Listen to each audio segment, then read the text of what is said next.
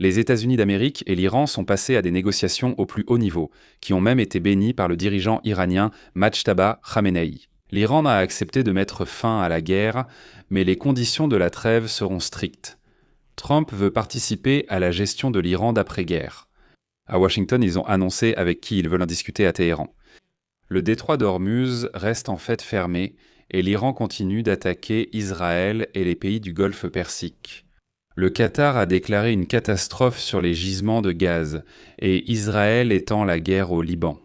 Pendant ce temps, les États-Unis préparent tout de même une opération terrestre pour envahir l'Iran, tandis que l'Arabie saoudite et les Émirats ont déclaré qu'ils étaient prêts à entrer en guerre. Ceci est le bulletin d'information du matin pour que vous soyez au courant de tout ce qui se passe. Dans cette édition, nous allons rapidement résumer les 2 derniers jours de la guerre au Moyen-Orient. Je m'appelle Alexei Petchi. Discutons ensemble de ce sujet, mais avant de commencer cette édition, je voudrais vous demander de soutenir le travail de cette chaîne YouTube en vous abonnant, ou bien par un don ou un parrainage sur YouTube. Tous les liens et informations nécessaires se trouvent dans la description de cette vidéo. Je vous serai reconnaissant pour tout soutien de votre part. Mais faites-le à la fin de l'émission, si vous estimez qu'elle a été intéressante et utile pour vous. Et en plus, abonnez-vous à ma chaîne Telegram Petchi News. Le lien est aussi dans la description de cette vidéo et nous y publions des actualités au fur et à mesure qu'elles arrivent. Alors voyons maintenant tout dans l'ordre. Le sujet principal de ces dernières 24 heures, ce sont les négociations entre les États-Unis et l'Iran sur la fin de la guerre. Le président américain Donald Trump a déclaré qu'il avait mené des négociations avec la partie iranienne et qu'ils auraient accepté de mettre fin à la guerre et de faire des concessions à Washington, y compris l'abandon du programme nucléaire et des missiles. De leur côté, les Iraniens démentent le fait des négociations et déclarent que les propos de Trump font partie d'une opération informationnelle et psychologique, rien de plus. Dans le même temps, la veille, le délai de l'ultimatum de 48 heures fixé par Trump à Téhéran a expiré, Trump ayant menacé de frapper l'infrastructure énergétique du pays dans tout l'Iran. Après cela, Trump a accordé à l'Iran 5 jours supplémentaires pour réfléchir avant de poursuivre la guerre. Le nouveau guide suprême iranien, Majtaba Khamenei, aurait accepté d'ouvrir des négociations avec les Américains. Bah Arakchi a envoyé au représentant spécial de Trump, Steven Witkoff, un message secret dans lequel il était dit, je cite, « Nous avons reçu l'accord et la bénédiction du guide suprême, Majtaba ». Après que Trump a annoncé des négociations qui pourraient aboutir à un accord, l'Iran a d'abord nié cela. Cependant, une conversation téléphonique entre le ministre iranien et Witkoff a révélé des circonstances tout à fait différentes. Le responsable iranien a confirmé que Majtaba Khamenei a pris la place de son père décédé et a souligné que l'héritier, je cite, « a approuvé la conclusion rapide de cette histoire si nos conditions sont remplies ». Néanmoins, les attaques réciproques se poursuivent. Le 24 mars, les médias iraniens ont rapporté que les États-Unis et Israël avaient attaqué l'infrastructure énergétique de l'Iran dans la province d'Ispahan et dans la ville sud-ouest de Karmsher. En réponse, l'Iran a lancé une nouvelle série de tirs de roquettes sur Israël. La tension de la guerre ne faiblit pas. Malgré le fait que le président américain Donald Trump aurait prétendument reporté les attaques contre le système énergétique de la République islamique la veille, invoquant des négociations productives avec des responsables iraniens. Des responsables israéliens, sous couvert d'anonymat, affirment que, selon eux, le président Trump est déterminé à conclure un accord de paix, mais ils estiment qu'il est peu probable que l'Iran accepte les exigences de Washington, bien que Trump lui-même assure que tout se déroule comme prévu. Au même moment, l'ambassade d'Iran en Afrique du Sud a publié sur le réseau social X une image d'un volant de jouets pour enfants de couleur rose. Apparemment, c'était pour se moquer de l'idée exprimée par Donald Trump à un journaliste selon laquelle lui, Donald Trump, pourrait, avec le guide suprême de l'Iran, contrôler la navigation dans le détroit d'Ormuz et, en général, la situation en Iran de manière réelle. Comme pour dire « partager le pouvoir ». Pendant ce temps, le Pakistan déclare que des négociations directes entre les États-Unis et l'Iran pourraient avoir lieu à Islamabad dès cette semaine. Le vice-président des États-Unis, J.D. Vance, ainsi que l'envoyé spécial Steven Witkoff et le gendre de Trump, Jared Kushner, devraient rencontrer des responsables iraniens à Islamabad cette semaine après un entretien téléphonique entre Donald Trump et le commandant en chef des forces armées pakistanaises, Asim Hussain. Au même moment, les médias américains ont mis en avant la personne pressentie pour devenir le leader de l'Iran, avec qui les Américains pourraient en parvenir à un accord. Il s'agit du président du Parlement iranien, Mohammad Baghir Ghalibaf. Lui-même dément être prêt à des négociations et qualifie cette publication de absurdité. Mais ici, il faut prêter attention au fait que, dans le même temps, les Iraniens sont activement invités à des négociations au Pakistan. Ghalibaf lui-même est un représentant de la direction politique régionale. Il préside le corps des gardiens de la révolution islamique et est proche de l'actuel dirigeant iranien, Majtabouи Khamenei, non reconnu par les États-Unis. Mais c'est pourtant Ghalibaf qui refuse les négociations, qui se rendra au Pakistan pour les premiers pourparlers directs avec les Américains. Il y a donc matière à réflexion. Les Iraniens continuent de lancer missiles et drones vers les monarchies du Golfe et les bases militaires américaines. Les territoires d'Israël sont également sous attaque. En réponse, Israël et les États-Unis frappent le territoire iranien et ont commencé à bombarder les positions des alliés de l'Iran en Irak. 15 combattants des milices pro-iraniennes, des forces de mobilisation populaire, ont été tués lors d'un raid aérien mené par les Israéliens et les Américains dans la province d'Al-Anbar. En représailles, ils lancent des drones en direction du Kurdistan irakien.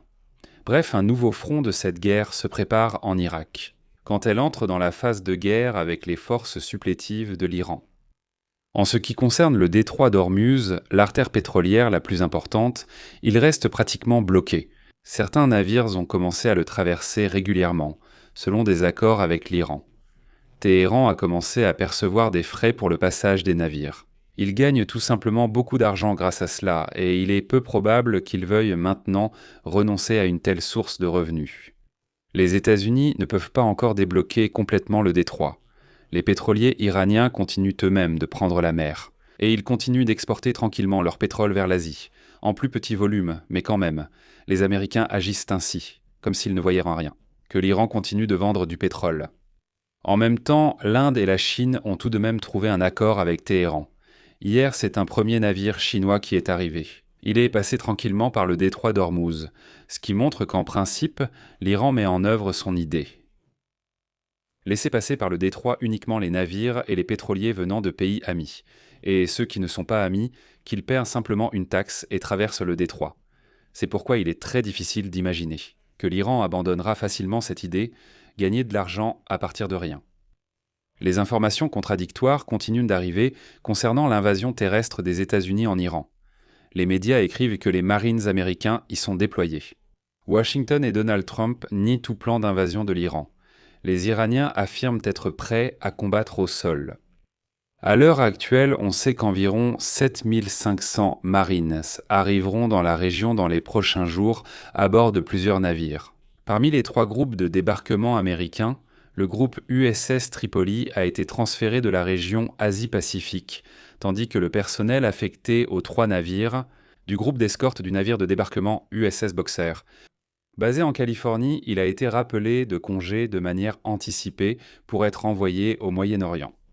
La 3e unité de Marines de nature similaire est déjà en route. Dans cette région, on parle de plus en plus de la probabilité que les Américains s'emparent de l'île de Kark, qui assure 90% des exportations de pétrole iraniennes. L'État le plus puissant du Golfe Persique, l'Arabie saoudite et les Émirats arabes unis ont commencé à se préparer à rejoindre la guerre américano-israélienne contre l'Iran, comme l'ont indiqué leurs responsables. Une attaque militaire contre l'Iran sera lancée si Téhéran attaque les infrastructures critiques des pays de la région, en particulier les centrales électriques et les systèmes d'approvisionnement en eau. Israël, pendant ce temps, est prêt à prendre le contrôle militaire d'une partie du territoire libanais afin d'empêcher le retour dans le sud du Liban. La France a appelé Israël à ne pas étendre l'opération militaire dans le sud du Liban pour des raisons humanitaires. Les Français craignent que cela ne se produise, que cela entraîne un exode encore plus massif de la population et une vague de réfugiés vers l'Europe. À la suite des bombardements israéliens, 500 000 Libanais ont déjà été contraints de quitter leur foyer. Israël déclare qu'il prévoit d'occuper une zone tampon dans le sud du Liban, d'une profondeur de 30 km à partir de la frontière. La frappe de l'Iran sur les installations gazières du Qatar dans la zone industrielle de Ras Laffan a causé d'importants dégâts. Le Qatar a déclaré un cas de force majeure sur ses propres installations gazières. Cela affectera ses contrats avec l'Italie, la Belgique, la Corée du Sud et la Chine. Selon les responsables qataris, la réparation des installations gazières. Cela pourrait durer jusqu'à 35 ans et nécessiter au minimum 26 milliards de dollars. Les États-Unis d'Amérique ont déclaré la veille que seules les forces américaines avaient frappé plus de 9000 cibles sur le territoire iranien.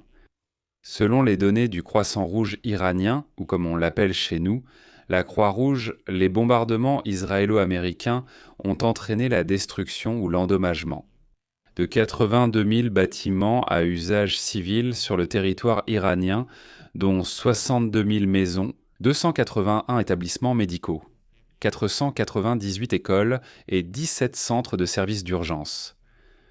Bien entendu, ces statistiques n'inclurent pas les installations et bases militaires, mais il convient également de prêter attention au fait que ces informations sont fournies par les autorités opérant à Téhéran, ce qui apporte une certaine nuance.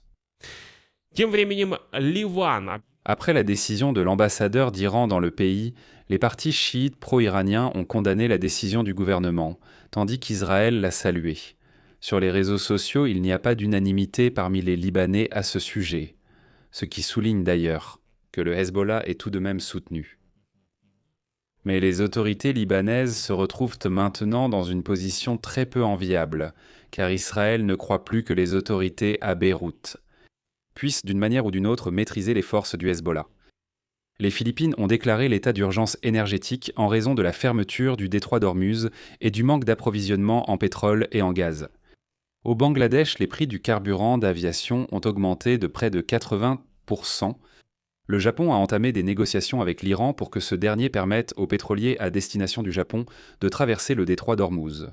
La Chine et l'Inde ont déjà réussi à parvenir à un accord, et leurs navires traversent désormais le détroit d'Ormuz. C'était un bref aperçu des principales actualités du Moyen-Orient pour ce mercredi matin. Alors, s'il vous plaît, laissez un j'aime à cette émission et soutenez-la avec un commentaire. Et si vous souhaitez soutenir le travail de la chaîne YouTube, vous pouvez le faire par un don, un abonnement ou un parrainage sur YouTube. Pour savoir comment faire, tous les liens et informations sont dans la description de cette vidéo. C'est tout pour aujourd'hui. Prenez soin de vous, à bientôt à tous.